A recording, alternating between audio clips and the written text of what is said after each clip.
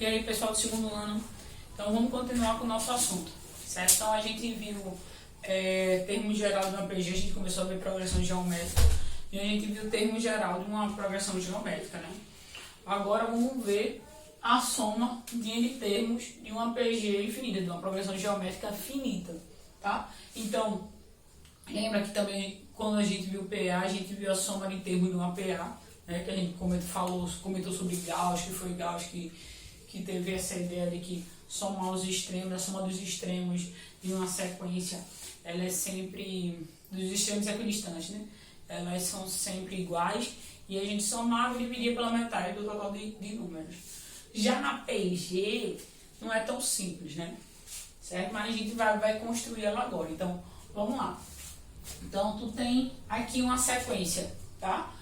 Sequência A1, A2, A3, AN-1, AN. Lembrando que quem é AN-1 é o cara que vem antes de AN, tá bom?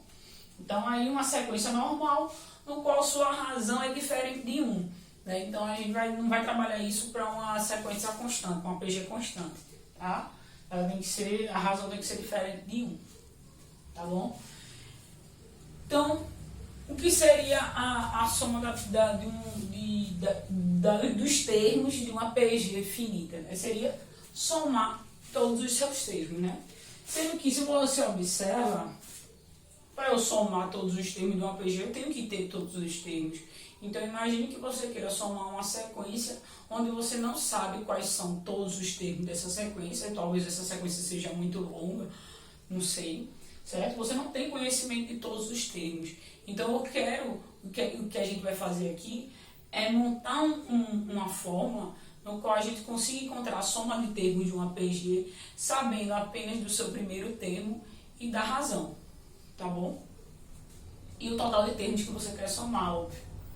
Então, vamos começar essa dedução, tá? Para a gente chegar na fórmula.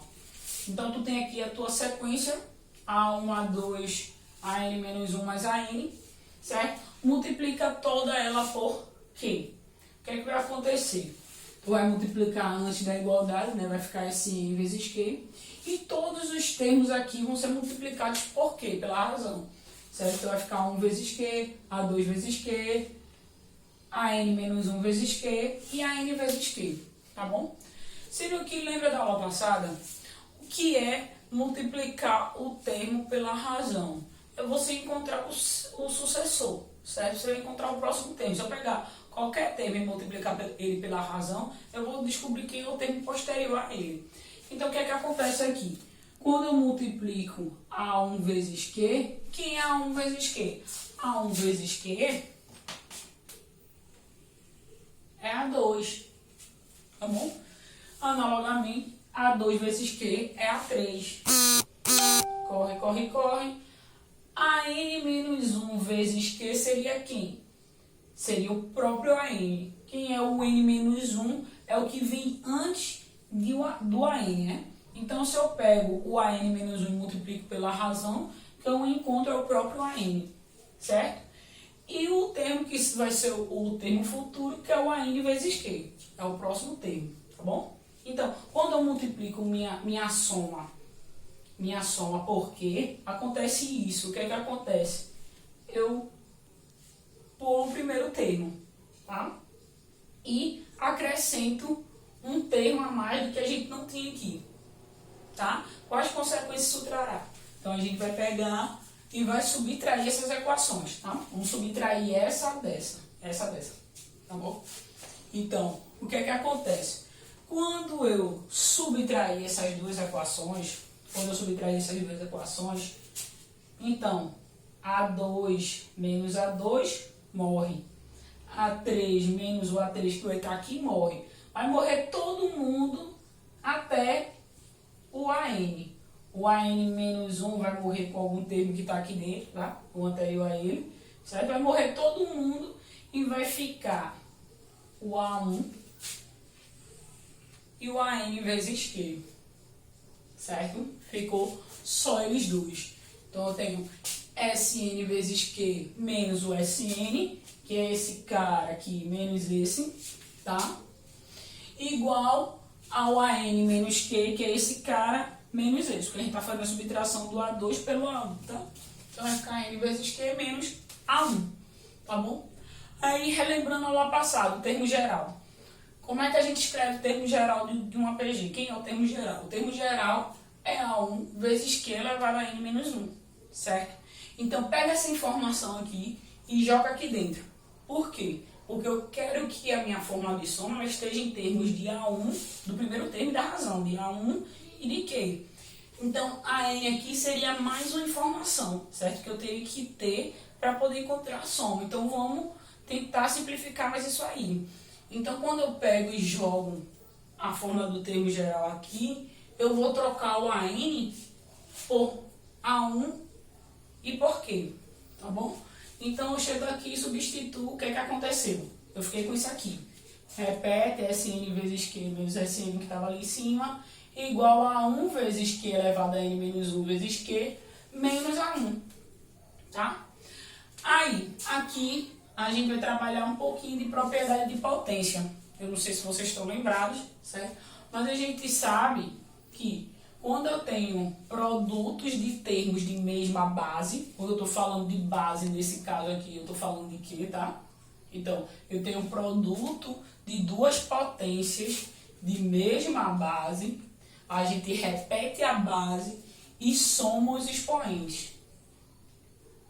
Certo? A gente repete a base e soma os expoentes. Então, o que acontece aqui? Então, eu repito o Q e vou somar esses expoentes. Como aqui não aparece nada, é porque é 1. A gente sabe, né? Então, vai ficar o quê? Vai ficar Q elevado a N menos 1 mais 1. Tá?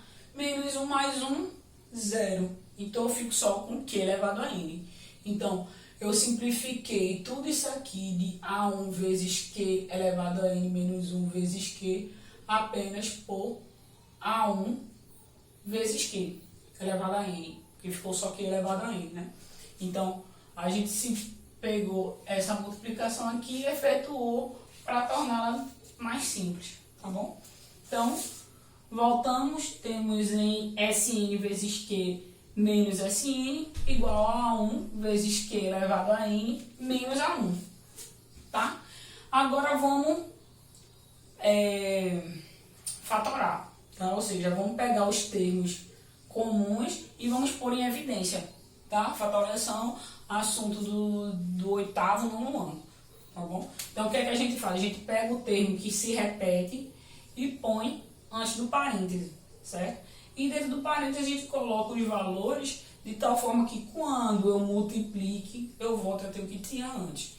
Então, Sn vezes Q, então vai ser Sn tira Q, né? Fica Q, Sn vezes Q vai dar Sn vezes Q, e Sn vezes menos 1 vai dar menos Sn, tá? Ou, se você achou extremamente confuso, não entendeu o que aconteceu foi isso aqui. Eu peguei Sn vezes Q e dividi por Sn.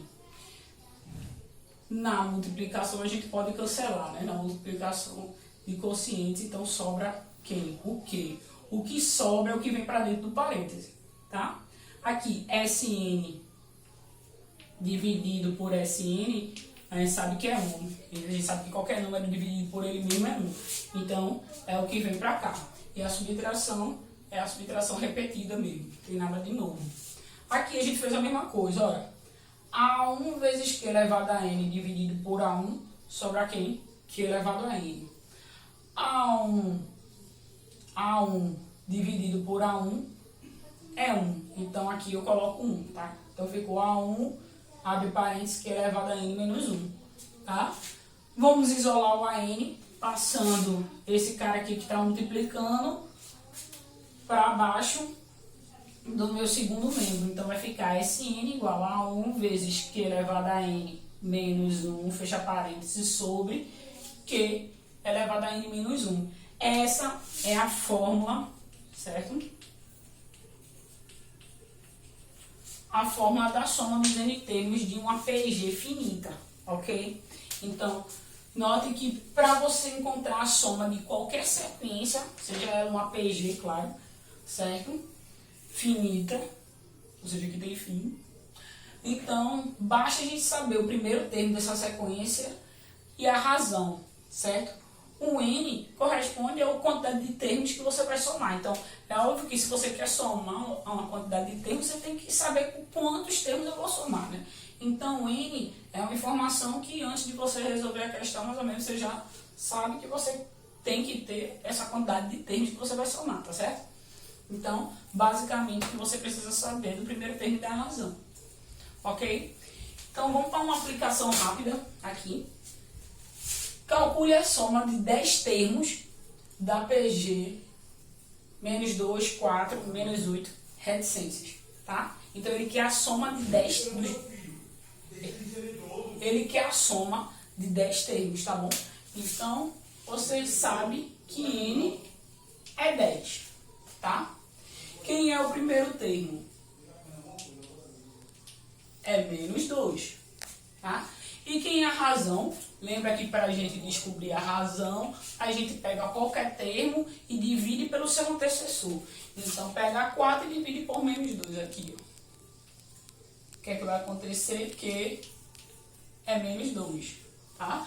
Então, tenho a razão, tenho o primeiro termo, tenho um total de termos que eu quero somar. Vamos aplicar na fórmula. Então, vamos ter que S10 vai ser igual a 1, que é menos 2, vezes Q, que é menos 2, elevado a N, N é 10, tá? Menos 1, sobre Q, menos 1. Quem é Q? Menos 2, então menos 2, menos 1, tá bom? Então, S10 vai ser o quê? Menos 2 que multiplica menos 2 elevado a décima é um número enorme, tá? Lembrando, vendo aqui, ó, número negativo elevado a expoente par, ele sempre fica positivo, tá? Então, eu sei que esse número vai estar positivo e eu sei que 2 elevado a décima é 1024. Então, vai ficar positivo, 1024 menos 1, dividido por menos 3. Certo? Então, vamos ter aqui que S10 vai ser menos 2 vezes 1023, dividido por menos 3. Tá bom? O cálculo, vocês podem terminar. Aí, tá bom? Fica como exercício para vocês multiplicar esse valor aqui e dividir por menos 3 e ver quanto é que dá, tá bom? A gente já sabe que vai dar um valor negativo, né? Aliás, desculpa, vai dar positivo, porque essa multiplicação vai ficar negativa, dividida por negativo vai ficar positivo. Então, esse resultado vai ser positivo, tá bom? Então, fica aí como exercício para vocês terminar aquela divisão ali, ok? Então, vocês vão passar a atividade do livro para vocês fazerem. Espero que tenham gostado da aula.